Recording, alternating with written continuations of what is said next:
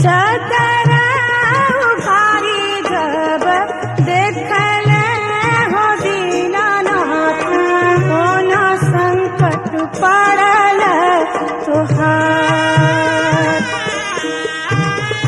चादर उघारी जब देखल हो दीनानाथ, हो न संकट पड़ल तुहार।